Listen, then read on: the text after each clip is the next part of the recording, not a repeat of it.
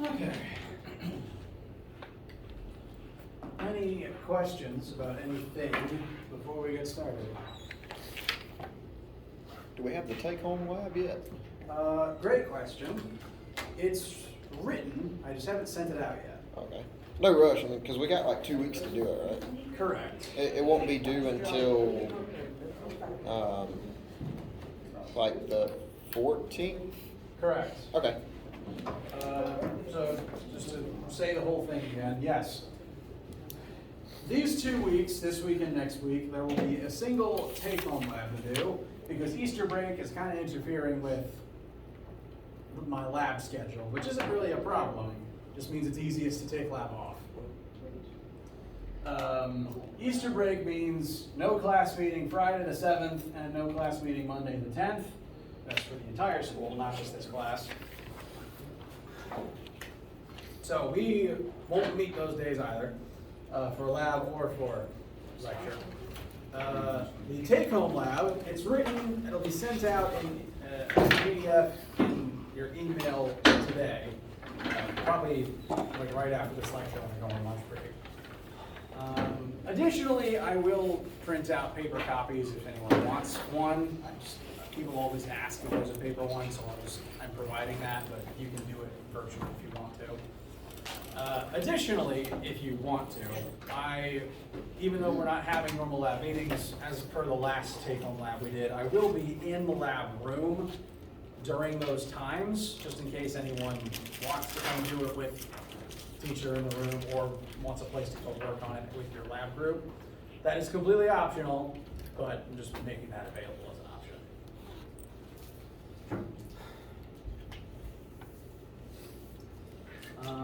And while I've got the calendar up, as a reminder, these 2 weeks we'll be learning about heat and thermodynamics, and the current plan is for test 2 to be on chapters 5 through 8, the week of the 17th through the 21st.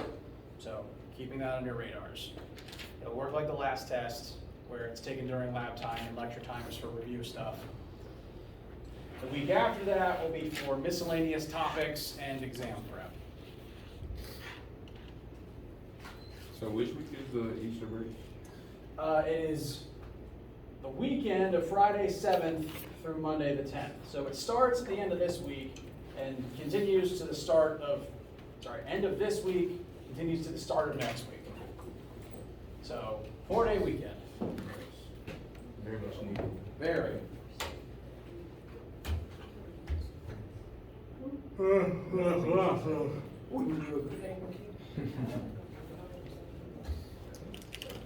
Any questions, comments, etc. about the schedule or the take-home lab or anything else on your minds?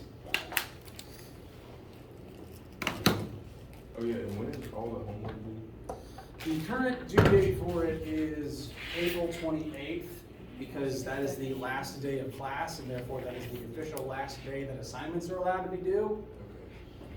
So that is the official date. If students studying requires that they be able to work on it past that, I can set the date to be something else. That is the official date for syllabus purposes. Friday the 28th. Yes. So try your best to have all the homework done by then.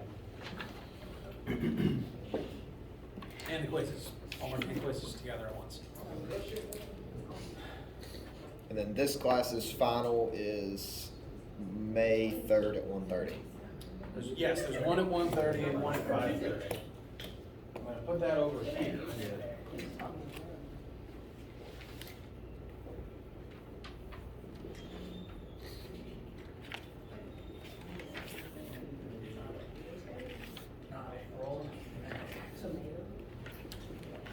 Isn't the quiz in Spanish just vocabulary? Yeah, that's right. Stuff that we do. What page is that on though? I think it was 450, 350. So how many more actual labs do we have left? My goal is 2. 2 more? This one and one more during this last study week. Oh, okay. I gotcha. So this one is this lab's the take-home lab. Yes. That's going to be on heat and thermal. Yeah,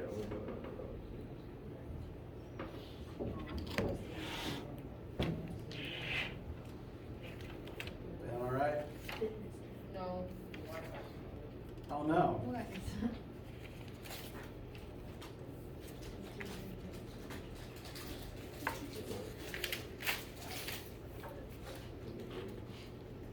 Ken, do you got a break after this class? If you want to, we can study. Well, Any other questions before we start talking about heat and thermo some more?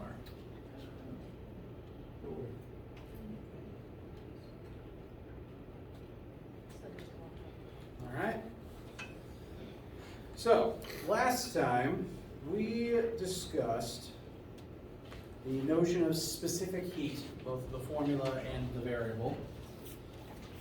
What this concept tells us is that different materials react differently to heat being added to them, or rather the rate at which they heat up or cool down changes based on the material itself. Different materials heat up more or less slowly based on what they are made out of. If on this table something has a very low specific heat constant, that means it does not take a lot of energy to warm it up.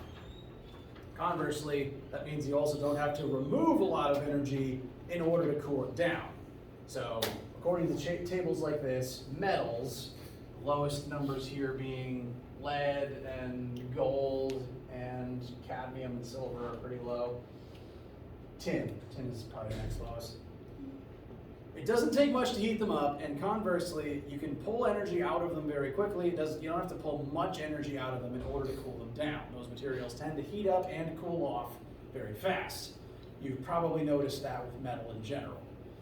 Whereas, the opposite hand, other materials that aren't made of metal, most famously water, take a lot of heat to heat up, and you have to pull a lot of heat out of them to cool them back down.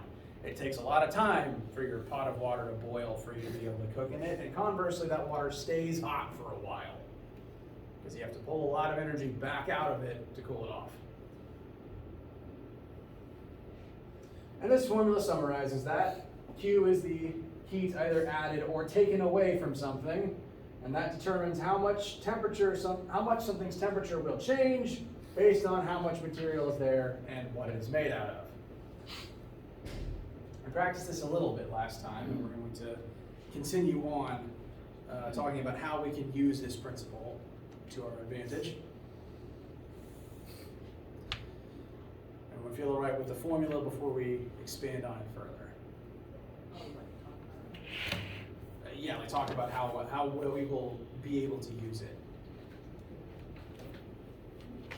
All right? So, what this formula says is that in order for something's temperature to change, it has to change its own thermal energy level. You have to add heat to something to warm it up, and you have to take heat away from something to cool it down. Now, this formula itself does not tell us absolute energy level, just how much energy is needed to change its temperature. So this Q is not current energy level. This Q is change in thermal energy. That is the definition of Q as a term. Here it's defined as heat added, but if it's a negative number, that means heat taken away. So this formula is really about heat flow. It's about heat transfer and how things change temperature as a result of that. But something to note when you add heat to something or take heat away from something is that that energy had to come from somewhere and also has to go somewhere. So we're tying back in the law of conservation of energy that we've discussed previously. When we take that law and apply it to thermodynamics, this tells us that if something gains some amount of thermal energy, something else has to lose the same amount. In the case of the previous example we did, I believe we practiced the previous formula with a sample question involving a block of lead on Friday. I can remember calendars. We had to add a certain amount of heat to that lead in order to warm it up. That heat had to come from somewhere. And that means that something had to give up that same amount of energy in order for it to heat up. And most commonly, that energy comes from an object it comes from some other part of the system the object is in thermal contact with. I'm going to tab away from here real quick for some more vocab words. Most commonly, we tend to think about this when two things are just touching each other. Like when you take your hand and you physically touch something that's cold around you. We call that thermal contact. It's really just normal contact, but because two things are physically interacting, that means that thermal energy is able to flow between them. And that, the flow of energy, is actually the only thing that the human nerves in your hand are able to detect. Because you don't have a built-in thermometer. You do not actually know for certain what the temperature of the world around you is. You can't touch something and say with absolute certainty, yes, this must be precisely 79.2 Fahrenheit. You don't have that function. What you do have is nerves that can detect heat flow. When two things are touching, thermal energy is naturally going to flow between them from hot to cold. If you'll remember, cold is just the absence of heat. So this is really the same way that water flows from high concentration to low concentration. Really, most things in the universe flow from high concentration to low concentration. It's true of water, it's true of heat, it's true of electricity. Like all throughout the universe, things are naturally trying to achieve balance by going from high to low to equalize across the playing field. It's true here for thermal energy. Humans are warm-blooded, meaning we do tend to make heat and we tend to be warmer than our surroundings, depending on where you live. So if you touch most of the metal and lacquered wood and stone that makes up the buildings we tend to create, they tend to feel a little bit colder, barring extreme weather conditions. And what that means is you, being literally a factory for thermal energy, have a pretty high internal temperature. So like your insides are like 96 Fahrenheit, 98 Fahrenheit. So when you touch the 75 Fahrenheit desk, heat is going to naturally flow out of you and into the desk. And all you're able to actually sense is that heat flow. Your nerve endings just detect, I am losing heat, and I have a rough idea of the speed at which I'm losing it. So the sensation of hot, how intense the hot or cold in this case, how intense the cold feels is really just the speed at which heat is leaving you. The lower temperature something feels, again, you don't automatically know it's at a low temperature. You just touch it and you feel biting, sharp cold, meaning this thing is sucking heat out of me too fast. So you rip your hand away. Conversely, if you touch something that's super hot, that means heat is entering you too fast, and that's why it hurts. That's one reason why it hurts.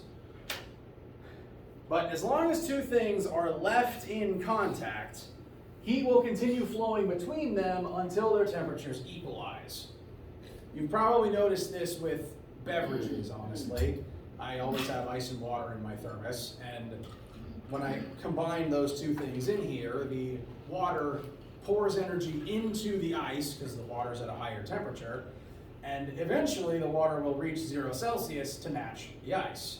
But over time, as the whole system keeps absorbing heat from the world around it, the ice will eventually melt, and then you're just going to have a bunch of water that's slowly heating up because of the energy from the world around it. The point is, this system on the inside keeps internally exchanging energy until everything is at a consistent temperature. Two things left in thermal contact will reach the same temperature eventually. That's why you want to bundle up when you're cold. Keep your heat in so that you don't reach equilibrium with the snow around you.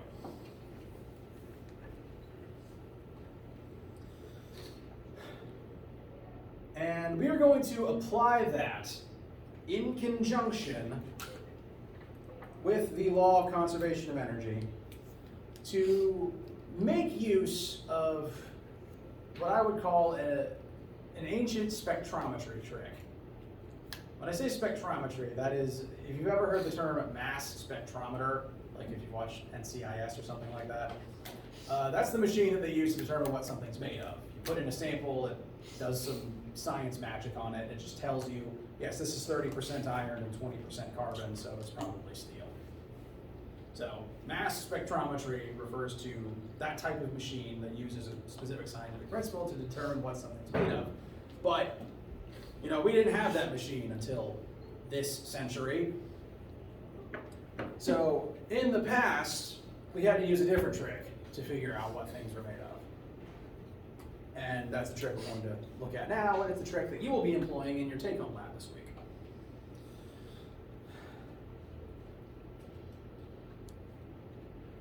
I mentioned the term metallurgist last time, someone who studies metals. And the study of metal has historically been a little bit tricky, given that a lot of metals tend to look and feel pretty similar. They tend to feel cold to the touch. They tend to have a certain texture to them. They tend to bend when you strike them with a hammer, and a lot of them tend to look grayish silver.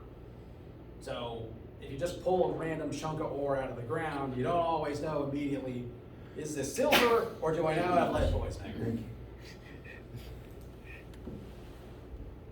Some of them are different colors, which is convenient. You normally know when you find gold, except when it's fool's gold, in which case you still have to check. And before we had that magical mass spectrometry machine, we had to do something else to figure out what it's made of. And thankfully, every different metal has a different specific heat. So metallurgists a couple centuries ago would perform experiments to figure out what the specific heat of the metal they were working with was, so that they could compare it to this chart and try to figure out what it was actually made of. For example, if you were to compare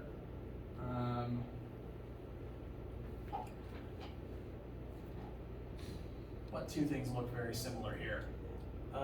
Lead and iron, at a glance, probably look pretty similar depending on the isotope. And until you test their thermal properties, you don't really know which one you've got. One of them will kill you, and the other you can make stuff out of. So you really want to know before you start chopping it up and smithing with it. And thankfully, they have very different specific heats. So making use of the fact that Q gained equals Q lost, what they would do is they would take their random chunk of metal and superheat it up to, you know, very high temperatures, and then drop it in water. Not that dissimilar to what blacksmiths do, honestly. And what they start monitoring here is that the water is going to gain heat as the metal loses it. And this will continue for as long as they're in contact until they reach the same final temperature. As long as you leave the metal in the bucket long enough, the metal in the water will reach the same final temperature as heat leaves the metal and enters the water. Bless you.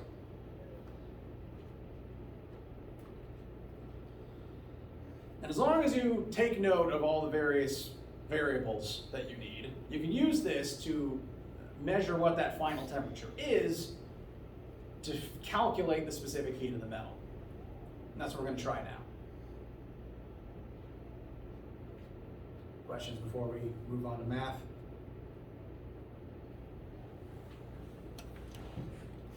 Okay. So, here we've got a metallurgist with a solid 100 gram sample of something. It's shiny and gray, so that really doesn't tell us anything. And we're going to heat it up to 770 Kelvin. So, mass of metal, 100 grams. Temperature initial metal, or TIM, is 770 Kelvin. We're going to drop that metal into 100 grams of water, which is going to start at 25 Celsius. So we've separately got our two samples at two very different temperatures, and we're going to combine them. We're going to put them into thermal contact with each other. So now we've got mass water, 100 grams also, and temperature initial water is 25 Celsius. We're going to drop the metal into the water bucket. We're going to leave them alone in an insulated environment until their temperatures equalize. That final temperature that both materials will reach together at the same time is going to be 50 Celsius. So the metal is going to cool down a lot, and the water, it'll still get more hot than you probably want to touch, but it's not boiling. So I've listed here TF if this is a shared TF across both materials, is 50 Celsius. We're going to figure out how much energy the water gains, how much energy the metal loses, and use that to tell us the specific heat and identity of the metal sample.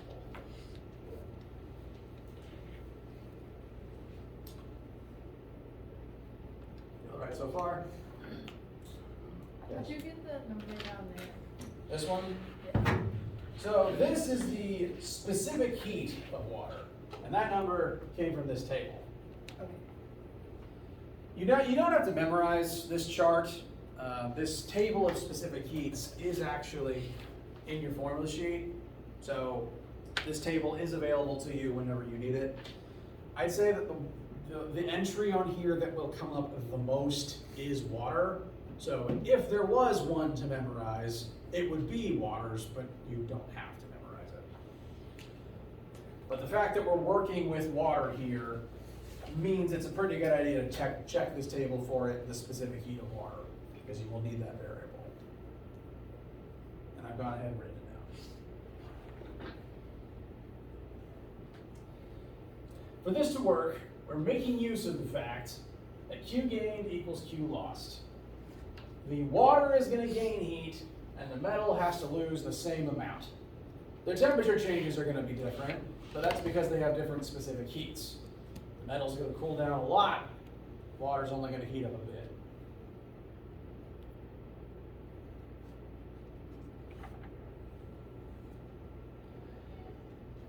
Now this formula by itself just tells us the energies are going to be equal to each other. We're going to combine this with the specific heat formula. On the gained side, Q equals mc delta T, the heat the water gains will be equal to mass of water times specific heat of water times the temperature change of the water. So I've taken mc delta T, I've written it in place of Q, and I've made sure to write subscripts for water for all of these, because the water is the side that is gaining thermal energy in this interaction.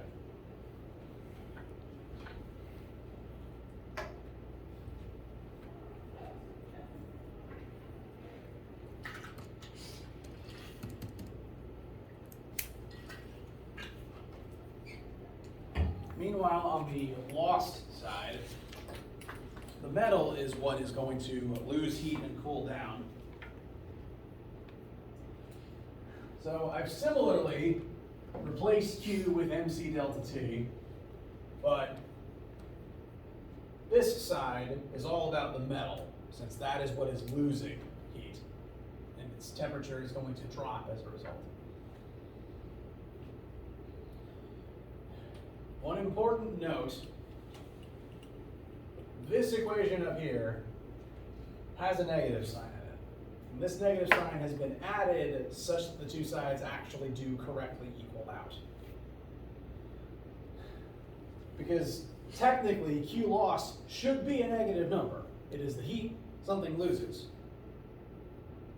And if this extra negative sign wasn't there, Q gained would be positive, Q lost would be negative, and then your calculator starts yelling at you.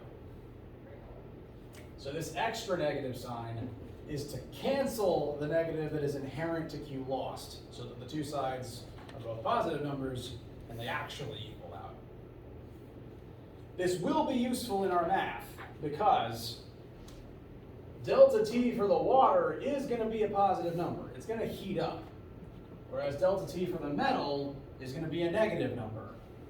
So this extra negative sign is going to cancel the negative sign that that brings in, making the right side positive so that it actually does correctly equal the left and your calculator doesn't yell at you. So it is there for a reason. Don't ignore it.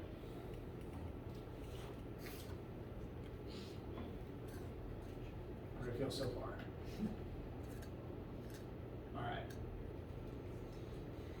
So once again, the setup is really just comparing the heat flow from one side to the other.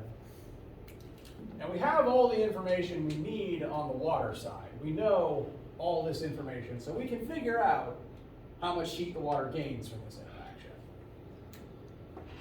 Mass of water, 100 grams. Do we like grams? No. Kilograms. So I'm going to plug in 0.1 instead. 0.1 for mass of water. 4,186 for the specific heat of water. And then we need the change in temperature of water. Now, delta T means you're allowed to use Celsius. Because the change in Celsius is the same as the change in Kelvin. They're the same size. What you should keep in mind, though, is delta anything is always final minus initial. The water starts at 25 and heats up to 50. So the order you should write them in is 50 minus 25. Final minus initial. That's true for anything with a delta in front of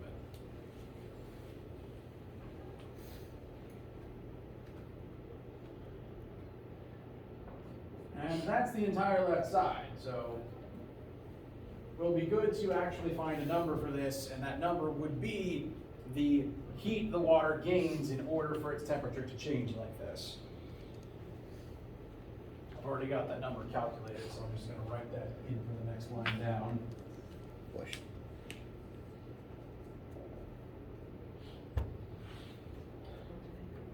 These three terms factored together gives 10,465 joules.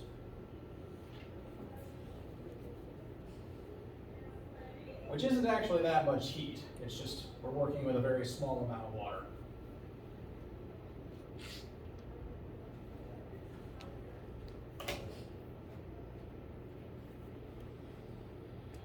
So that's the heat the water gains, and then conversely, that is also going to be the heat that the metal loses due to the law of conservation of energy.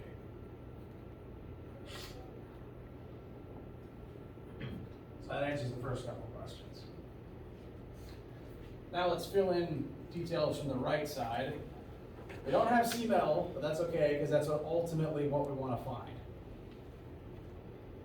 We want to keep this negative sign. It'll help us later. So negative.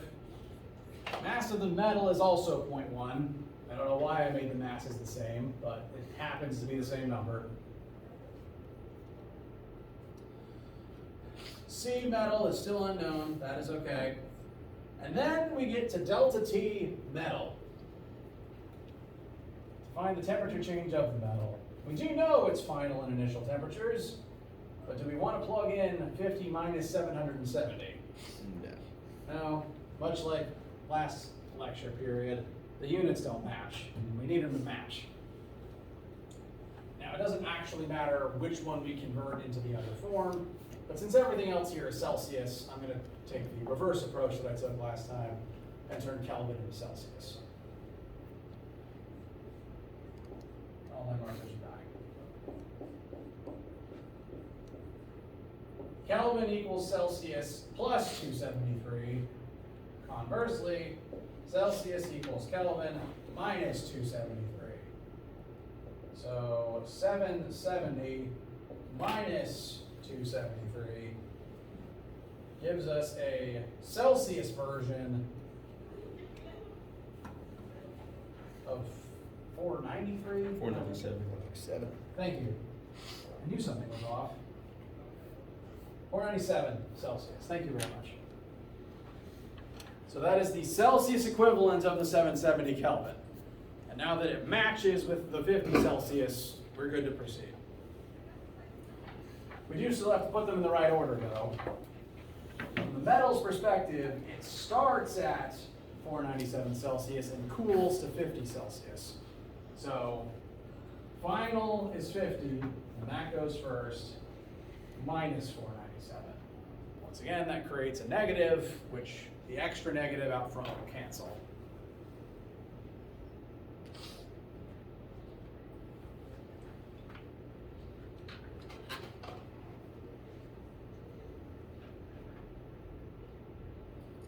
Wait, so the 50 and, sorry, I'm having a brain moment. The 50 and the 497, 50 degrees Celsius.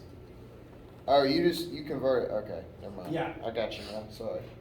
The 770 is the metal's initial temperature in Kelvin. Right. This process was converting 770 into 497 Celsius. And as long as the equation is delta T, you can use Celsius as long as you're consistent about it. Gotcha. If it isn't a delta, gotta use Kelvin. Alrighty.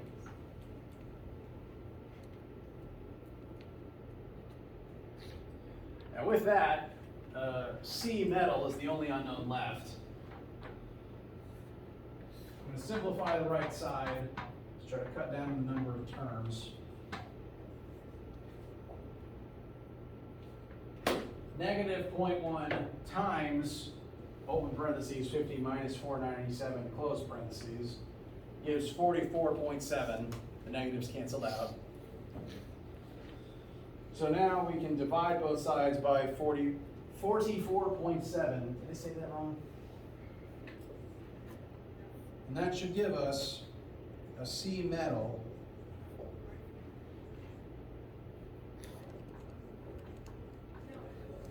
approximately 234.12 joules per kilogram Celsius.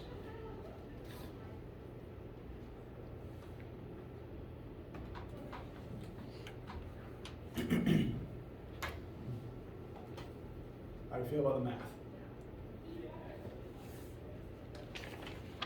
All right.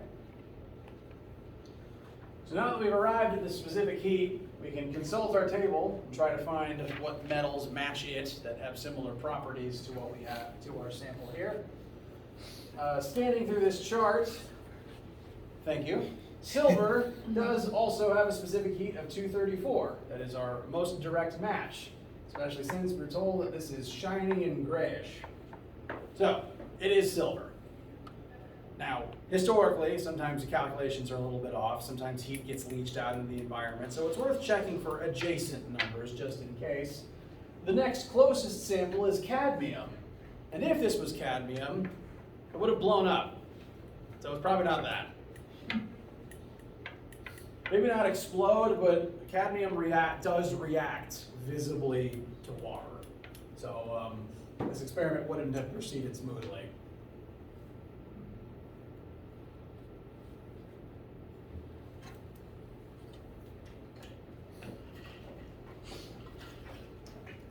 Next closest is tin, which at that point you can just start checking like melting points to make sure it's silver.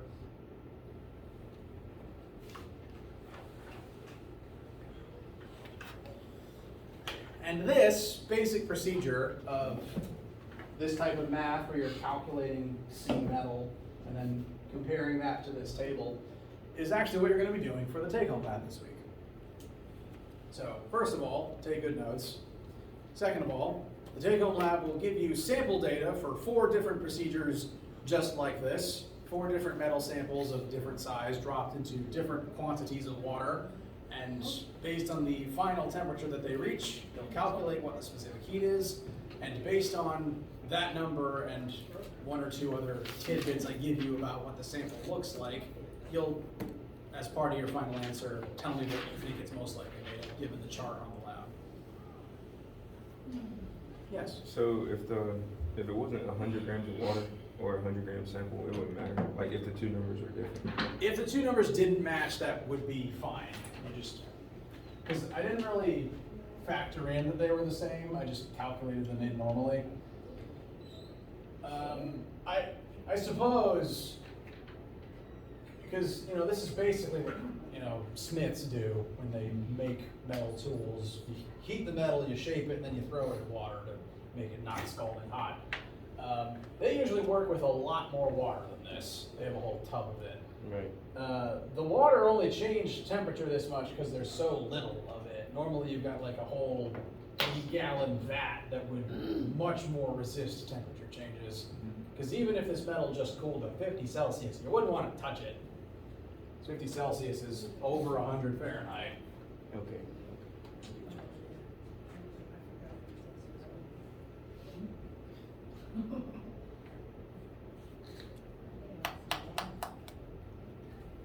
So the fact that they were the same mass here I didn't factor that in, like, I just multiply the numbers in normally, and if they were different, that'd be fine. Okay. In fact, in reality, they're usually different. You want enough water that the temperature final is manageable, but not so much water that there isn't a noticeable difference. There's a bit of a balancing act if you were doing this for real. I don't remember what metal it was, but when I was in chemistry, my teacher threw like some metal and water, and it like caught on fire first, and then exploded. Yes, Potassium. quite possibly, yes. I'm not a chemist, but I do like explosives, so if you haven't had chemistry in a minute,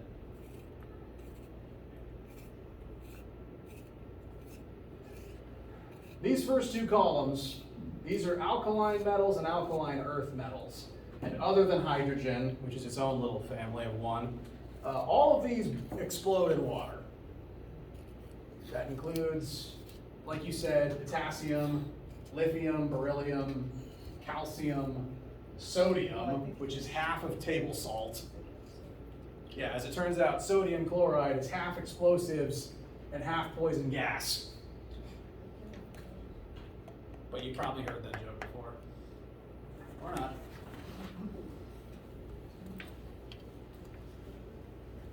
But yeah, those first two red columns, other than hydrogen, those are all metals. They're all stored in oil because they react violently to water, including water in the air. So if you take it out of the oil, it will eventually catch fire on its own. I think there's an episode of Mythbusters where they threw a chunk of potassium in a toilet just to blow it up. Did it blow up? Yes. Once the oil leaves the metal and it touches the water, chain reaction. Because the first little blast tears open the metal and exposes more of it to water. So it's just a chain cacophony of kaboom. Can we find the clip on YouTube? Yeah. If it wasn't the Mythbusters, I know someone threw potassium in a toilet for clicks. Are you a pyro? I am. Yeah, I'm a bit. I like fire, but I don't go starting it. I would literally just stick like a beautiful fire until it takes I just like safely. Humans have been staring at fire since we learned how to make it. Fire is awesome. Fire is pretty awesome. You guys are scaring me. Especially when you burn it fire. Okay, no, that's gonna put chemicals in the air. The ozone layer. No, it's actually making a comeback. It's making a comeback because the regulations are working, and yet companies want to strip them again. Did you see the little things that they're making? It's like artificial trees to put carbon dioxide in the air. Oh, hair's name. Take CO2 out of it? Yeah, I think that's what it was. Taking out of there. That would be good, although I think, I've been told the statistic that most of our oxygenation actually happens from sea plants. That's Because what there's I more heard. ocean than there is land. That's what I heard. Which means that like, more trees is good, not refuting that point. But if the goal is processing CO2 into oxygen, they might need to look more into kelp than trees. Interesting tip. I don't know if it's like I don't know if kelp is just better at it, or if it's just that there's more kelp than there is trees. That's how Yeah. SpongeBob breathes. Technically, yes. Ocean life also needs oxygen. They just get it through the water. How am I supposed to eat this pizza without my diet, Dr. Kill? I know you've seen that one. I know you've seen that one. Why is it so hard to find a single YouTube video? That's not an ad. Oh.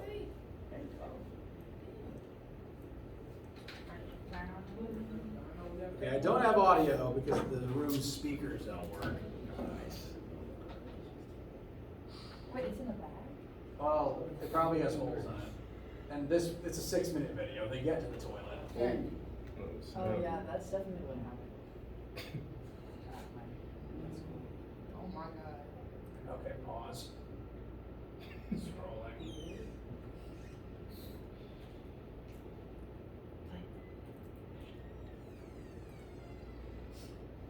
Yep, there it is It caught on burning. fire first, and then it exploded. That's crazy.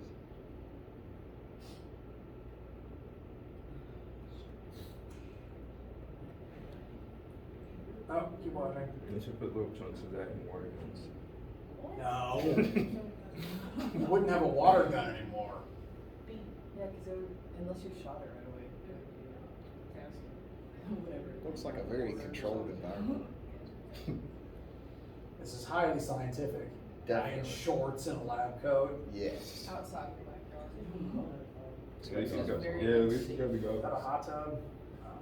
Is that a hot tub? There will be a hot tub. Well,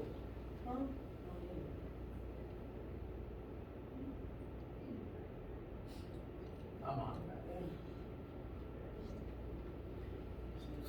They don't make fireballs underwater, but they make shock waves, which are actually more deadly.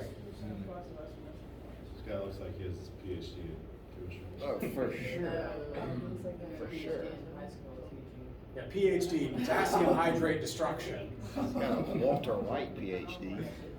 No, Jesse Pinkman PhD. Okay, yeah. Oh, look, Cheerios box on fire. Alright, I think that's all he's got. Cheerios are awesome. Okay, so this experiment doesn't work with the metals that explode in contact with water, but it works for the other ones.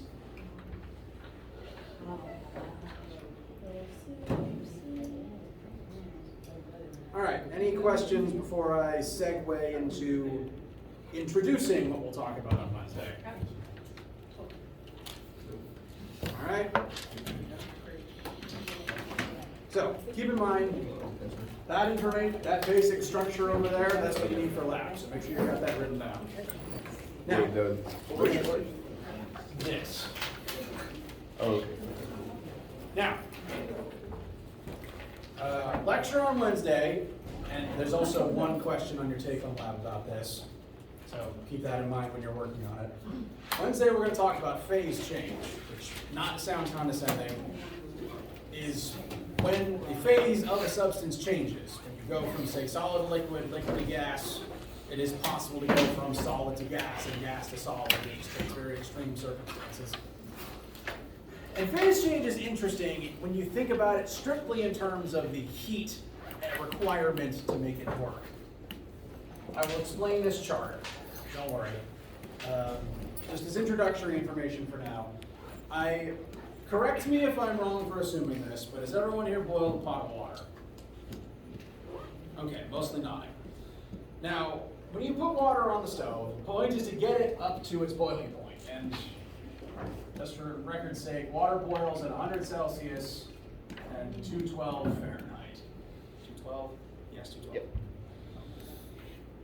Now, when the water heats up and gets to boiling, you can see it start bubbling, you can tell it's boiling, and if you check its temperature, it will be one of these, depending on which thermometer you're using.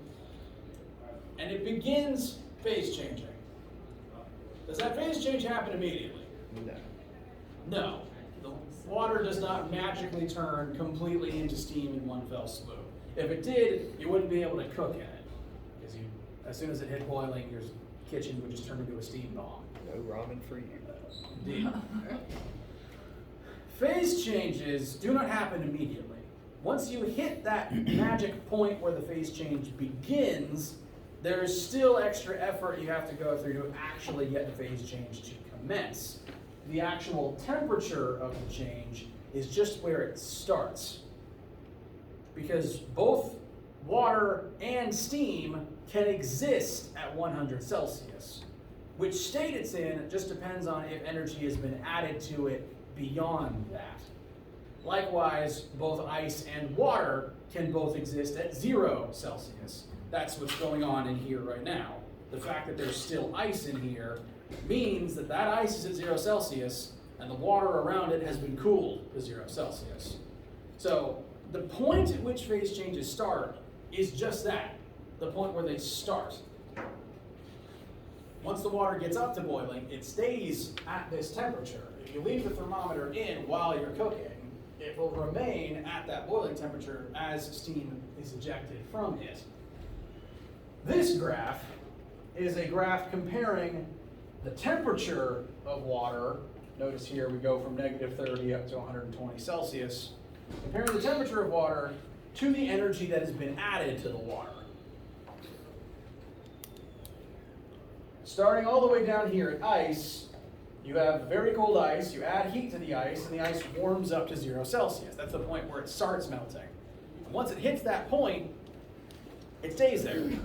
It stays at 0. As they keep adding heat to that ice, the ice remains at 0, but it begins melting. Because in order for a phase change to occur, you have to get it to that point, and then if you're melting something, you have to keep adding heat once it's at that temperature to actually cause the change to happen. First step's getting it to the point. Then you got to push it over the edge. So this flat line is the temperature staying constant as heat is added to actually cause the melting. Once it's completely melted and you keep adding heat, then you've got water that does start heating up again. So at this point it's, say, water on the stove, and you heat it up until it hits that boiling point. Once it's there, it stays at the same temperature as the stove stays on, and you keep adding heat to it. It stays at that temperature until enough heat is added to turn all of the water into steam. So these temperature points are kind of like the cap at which a certain phase can exist. Assuming normal air pressure, ice does not exist above 0 Celsius. If you take ice out of the freezer, it doesn't magically melt just because it's surrounded by warmer air. It doesn't immediately turn to liquid. It starts melting once it's removed from the freezer. The ice stays at 0 and slowly drips water off of it as it absorbs heat and pieces of it melt. And then the water heats up to room temperature. But the ice is capped at 0, like how the boiling water is capped at these temperatures. Which is good for the boiling water, because if they got hotter than this or it immediately vaporized, you wouldn't have the water to cook it. The whole point of using boiling water to cook is so that you can keep it at this constant temperature the entire time, which is enough to cook. So these temperatures, 0 Celsius and 100 Celsius, are just the points where the phase changes start. Ice cannot be warmer than 0 Celsius, and water can't be warmer than 100 Celsius. You have to complete the phase change before the temperature keeps rising again. And that's, to kind of end off on a point you may have heard before, that's why steam is dangerous. You may have heard the danger of steam burns at some point in your life, and the one reason steam is dangerous is because by virtue of being steam, it already has more energy in it than water, because you had to go through this whole process of adding energy to it to get it to turn into steam in the first place. Like how it has to sit on the eye and keep absorbing heat from it for it to evaporate.